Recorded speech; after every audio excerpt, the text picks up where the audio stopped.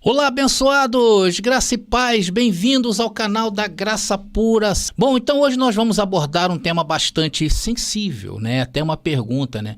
O que os apóstolos ou os discípulos têm a mostrar sobre a segunda vinda de Jesus? E aí, será que os discípulos têm alguma coisa a dizer?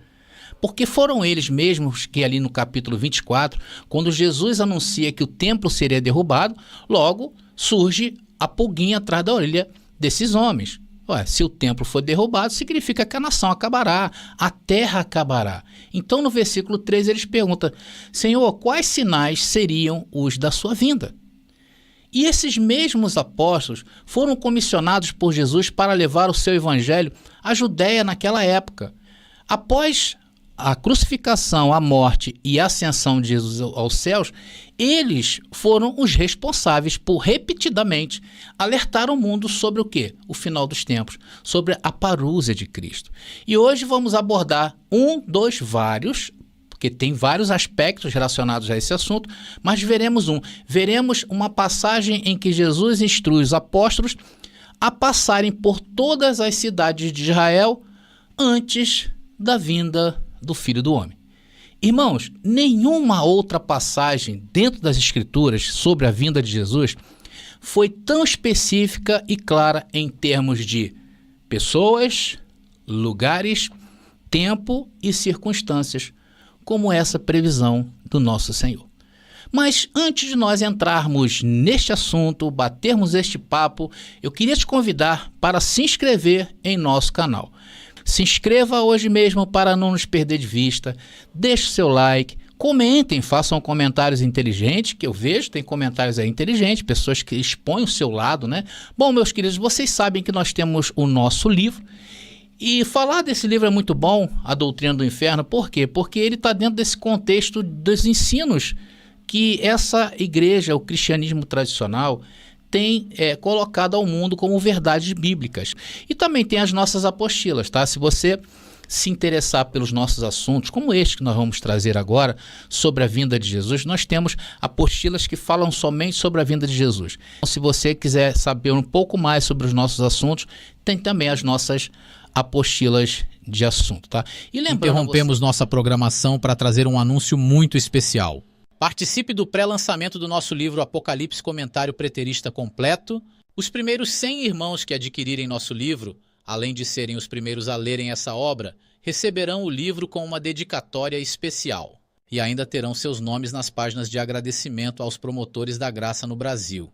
Entre em contato pelo nosso WhatsApp 21 97987 4668. Tá bom, meus irmãos? Então podemos ir para a palavra revelada, é por isso que eu falo, vem para a graça deixa eu aumentar aqui, que eu te explico. Agora é a hora da palavra. Vamos ao texto em questão, está lá em Mateus capítulo 10, versículo 23, vamos lá? Diz aí o texto: quando vos perseguirem nesta cidade, fujam para outra. Atenção no texto. Jesus está falando, se vocês estiverem em um ponto e começar a perseguição, fujam para outro ponto ou outra cidade. Pois em verdade, Jesus não mente, tá? Em verdade vos digo que não acabarão de passar por todas as cidades de onde? De Israel, antes que venha o Filho do Homem. Irmãos, para contextualizar vocês sobre esse versículo, ele faz parte do discurso de Jesus ali, quando ele comissionou, ele enviou os seus 12 discípulos ou apóstolos, tá, abençoados, que é a mesma coisa, tá, a irem nas cidades de Israel, na Judéia daqueles dias, e a pregar o evangelho, a missão de pregar o evangelho e os alertar sobre as dificuldades e perseguições que eles enfrentariam.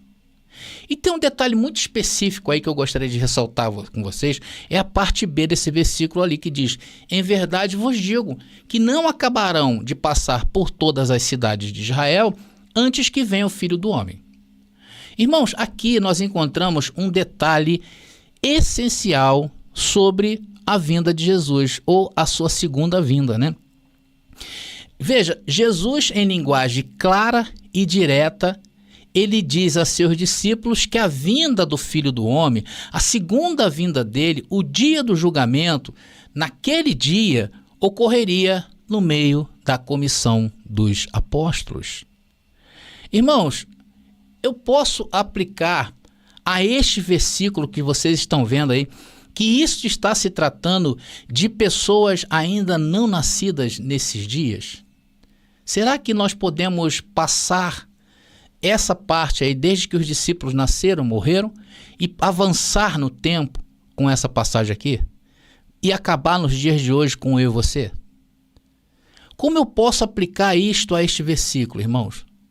Claro que a gente não pode. Por que eu falo isso? Porque aqui o sistema religioso futurista, o que eles fizeram? Eles pegaram, né? Eles creem que essa passagem, ela se refira aos dias de hoje. Irmãos, sinceramente, esses homens só podem estar desequilibrados literariamente. Ao ignorarem o tempo e quererem aplicar uma dramaticidade às suas doutrinas hoje, os futuristas, o que eles fizeram com isso? Eles fizeram esse alongamento temporal, tornando suas doutrinas incompatíveis com os textos bíblicos. Está claro para você? Irmãos, como eu posso pegar esse versículo e achar que isso está se referindo a qualquer tempo solto no espaço? Olha o que Jesus está falando: quando vos perseguirem nesta cidade, fujam para outra. Que outra é essa? Cidades de Israel, antes que venha o Filho do Homem. Irmãos, isso se refere aos 12 apóstolos e não a pessoas ainda não nascidas. E o contexto é sobre a propagação da mensagem do Evangelho nas cidades de Israel, por volta do ano 30. E isto pode ser visto claramente quando Jesus fala lá no capítulo 13, do versículo 5 ao 25, quando ele fala da parábola do semeador. E a parábola do semeador, ela era bem clara, era para aqueles dias. A mensagem, meus irmãos, é clara para os discípulos. Por quê? Porque eles foram testemunhas oculares da parúzia de Cristo, e não nós nos dias de hoje. Irmão, é uma passagem explícita, clara e direta, e não há linguagem figurada comparativo. Nenhuma alegoria pode ser buscado, nesse caso, dessa profecia, meus irmãos. Isso é mais claro que o dia. O local é claro, e as 12 tribos que ele fala são o quê? São as cidades de Israel, que deveriam ser evangelizadas. E qual era o tema? O tema era a sua vinda. O tempo estava próximo, já era a última hora. Antes que sua obra termine, antes que esses homens corram toda a Judéia, sua vinda aconteceria. Irmãos, alguns estudiosos da Bíblia admitem até haver um duplo cumprimento nessa profecia, ou seja, um cumprimento para aqueles dias e outro para os dias de hoje. Porém, em relação a isso, irmãos, conclui-se que não é hermeneuticamente praticável isso. Não pode descontextualizar isso desse tempo. Se nós formos admitir que essa profecia tem um duplo cumprimento, atenção, teremos que necessariamente admitir que isso inclui mais uma vinda de Jesus, ou seja, uma terceira vinda. Vamos ter que admitir outros evangelistas, outros tempos, como o de hoje, por exemplo. Imagina isso, irmãos. É como se o mundo todo hoje fosse Israel. Não tem cabimento. Isso é completamente inadmissível. Por que estaríamos admitindo outras terras, a terra que o Senhor entregou a Israel? Estaríamos criando uma falsa ideia. Imagina uma vinda para os dias de hoje, meu irmão. Depois de mais de 18 séculos, muito mais, quase 21 séculos. E isso acontecendo em um futuro, porque não aconteceu ainda. Um futuro jogado no ar, indeterminado e remoto. Então, a contrapartida a esse tipo de entendimento que é duplo, eu destaco para vocês aqui algumas perguntas. Está aqui, olha. Está aqui. Se nós formos admitir um duplo cumprimento dessa profecia, o que vai significar? O que as escrituras não podem significar? Que o significado gramatical das palavras não é mais suficiente para a sua interpretação. Ou seja, teríamos que admitir outros textos fora da Bíblia. Se nós formos botar duplo cumprimento, como a extensão de Israel para o mundo. Isso não está na Bíblia. Isso não é Bíblia. Só que se nós formos admitir que existe um duplo cumprimento, teremos que admitir o significado aí que está falando. Depois, segundo, que a Escritura é um enigma a ser adivinhado. Um oráculo pronunciando respostas ambíguas de duplo sentido. Nada vai fazer mais sentido, irmão. Se nós formos por este viés, nada nas Escrituras fará mais sentido. E ninguém pode ter certeza sem revelação especial de que compreende o que lê. Uma total descaracterização bíblica é isso que está sugerindo as interpretações do sistema religioso. Vejam a confusão. Isso, irmãos, isso é uma loucura total. Mas é isso que o sistema religioso fez com as Escrituras. Fez com que o mundo desacreditasse na própria Escritura e confiasse mais aonde? Nas instituições do sistema. Não é isso que uma sumidade do sistema religioso faz? Não é isso, irmão? Deixa eu direitar aqui um pouquinho. Não é isso. Basta uma sumidade desta aí dizer que nós não entendemos nada. Ah, esse povo aí não entende nada. Pronto. Vai estar na cabeça do religioso, que a nossa interpretação não vale. Por quê? Porque a palavra de uma sumidade desta é mais valorosa, é mais valiosa do que as Escrituras. Ou que as Escrituras só têm valor quando interpretada por eles. Por isso que eles criaram duplo sentido. Por isso que eles fizeram essa ambiguidade em relação à vinda de Jesus. Tanto que Mateus capítulo 24, se você pegar, está todo fragmentado. E as pessoas não questionam aquelas letrinhas que vem o título, né? Eles falam que é o subtítulo. Elas não questionam isto. Por quê? Porque aquilo ali recortado te tira totalmente de jogada. É esse o jogo sujo do sistema religioso e hoje está escancarado para nós vermos, sim ou não? Mas vamos voltar aqui ao tema. Então, como foi analisado o sentido do tempo temporal dessa previsão, irmãos, de Mateus capítulo que nós estamos analisando, é consistente com a condenação dos religiosos judeus por seu pecado daquela geração, como diz lá no capítulo 23, no versículo 36, em que Jesus fala do tempo do cumprimento. Olha aí. Eu lhes digo a verdade. Esse julgamento cairá sobre a geração presente. Irmãos, tem alguma coisa aí que você não consegue entender nesse versículo? Tem? Está tudo, irmão. Veja como é que está tudo, como eu vou dizer assim, expressar. Está tudo encapsulado com aqueles dias e não com estes. O que é apropriado ao texto?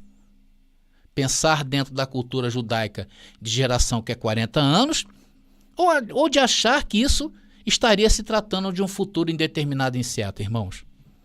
Fala para mim. É isso que fez o sistema religioso na sua mente. Ela tratou desse tema dentro da perspectiva humana. Dentro de um duplo cumprimento, de um duplo sentido. Não, Jesus está falando, mas não está falando. Agora, esse texto é uma expressão apropriada para um evento que ocorreria 40 anos depois, sem forçar textos, irmãos. Por que 40 anos? Porque 40 anos se caracterizou para o judeu antigo o tempo de uma geração, que foi o tempo que eles passaram no deserto, sendo purificados, para herdar essa terra. A terra prometida. Era essa terra que seria destruída, meu irmão. Não a terra dos dias de hoje. Pode-se objetar que no ano 70, conforme documentam várias fontes, eu já trouxe aqui, e muitos dos 12 discípulos já haviam morrido nesse tempo, cumprindo-se a profecia de Mateus capítulo 10, versículo 23. Irmãos, até a vida de João foi poupada. E Jesus falou sobre isso claramente. Vamos ver. Até nisto, né, irmãos? Até nisto, né? Jesus deixou isso bem claro. Olha ali. Jesus respondeu: se eu quiser que ele permaneça vivo até eu voltar, o que lhe importa? Quanto a você, siga-me. E teve também um outro discípulo também que ficou, que foi Tomé, né? Que ele atravessou o ano 70. Algumas fontes falam que ele foi martirizado ali no ano 72 depois de Cristo, né? Ali ao leste da parte onde hoje é a atual Índia. Então, a ênfase, o contexto da história são colocados na obra evangelizadora em Israel e não nos dias de hoje, o que torna isso um absurdo. Agora, na outra parte, eu vou trazer para vocês, sobre esse assunto tão interessante, nós vamos abordar essa mensagem da profecia de Mateus capítulo 10, versículo 23, voltada para os discípulos, tá? Tá legal, abençoado? Deixa eu voltar de novo aqui, a nossa profecia principal, que é Mateus capítulo 10, versículo 23, em que nós abordamos. Então, nesta parte, nós abordamos, nós abordamos sobre o aspecto dentro de Jerusalém, né, dentro de Israel. Agora, na outra parte, eu vou abordar essa mesma profecia voltada para a vida dos discípulos. E vocês vão ver que existe muito mais coerência para nós fecharmos esse assunto, tá bom? E assim estaremos completando essa ideia. Por isso que eu resolvi fazer em duas partes, fazer um tema assim bem pequeno para que a gente entenda bem. Então não perca, para fecharmos esse raciocínio, porque realmente esse versículo, irmãos, não nos deixa outra ideia senão o que se cumpriram naqueles dias. Tá legal? Então, André, o que nós vimos hoje sobre essa profecia de Mateus capítulo 10, versículo 23? Eu vou deixar aí para que você reflita sobre ela. Olha, eu argumentei que o versículo de Mateus capítulo 10, versículo 23 se referia especificamente aos 12 apóstolos e à sua missão de evangelização nas cidades de Israel naquela época. Mostrei que não existe como aplicar esse verso a pessoas que viveriam posteriormente como nós nos dias atuais. Critiquei a interpretação futurista que estendia o cumprimento dessa profecia para os tempos presentes, considerando-a desequilibrada e incompatível com os textos bíblicos. Afirmei que o texto histórico e a ênfase desse versículo estavam relacionados aos trabalhos dos apóstolos na disseminação do evangelho em Israel naqueles dias e não a um futuro distante e incerto.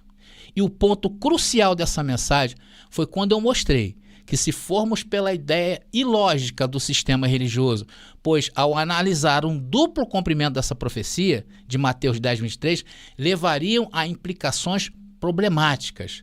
Porque o sistema, irmãos, para dar um jeitinho, foram capazes de levantar essa tese ridícula. E isso ele fez em toda a Bíblia. Então, eu argumentei que se admitirmos um segundo cumprimento da profecia, teríamos que considerar uma terceira vinda de Jesus, admitir a existência de outros evangelistas e a ampliação do escopo da terra prometida a Israel para incluir todos no mundo atual. Eu enfatizei a confusão resultante de interpretações ambíguas e de duplo sentido e enigmáticas das Escrituras, criticando o sistema religioso por minar a confiança nas próprias Escrituras e promover a autoridade das instituições religiosas sobre ela. E eu, sinceramente, vejo essa abordagem como um jogo sujo que desvaloriza a validade de outras interpretações e coloca a palavra dos líderes religiosos acima da autoridade das Escrituras. E assim, abençoados queridos, estamos chegando ao fim de uma simples mensagem, mas de muita reflexão. Espero que vocês reflitam sobre esse assunto e pensem, né, se a tradição cristã ela realmente omite essa parte, né? Se ela omite essa parte, imaginem as outras partes. Eu fico por aqui, tá? Só lembrando aos irmãos que essa rica mensagem e todos os versículos e argumentos estão em nossas apostilas, confiram os temas, tá? No site que eu vou deixar aí na descrição deste vídeo, tá legal? Muito obrigado a todos vocês, graça e paz e até a nossa próxima mensagem.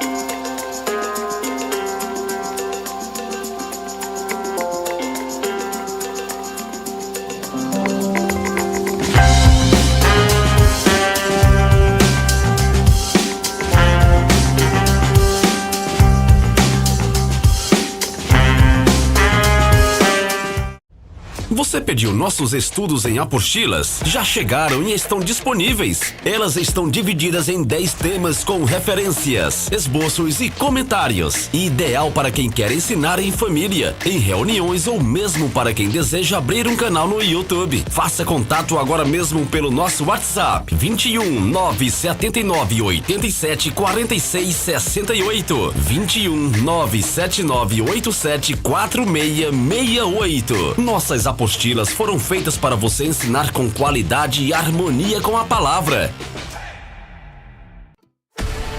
Já está disponível o livro As Doutrinas do Inferno e Suas Manipulações Dentro das Igrejas. Adquira hoje mesmo.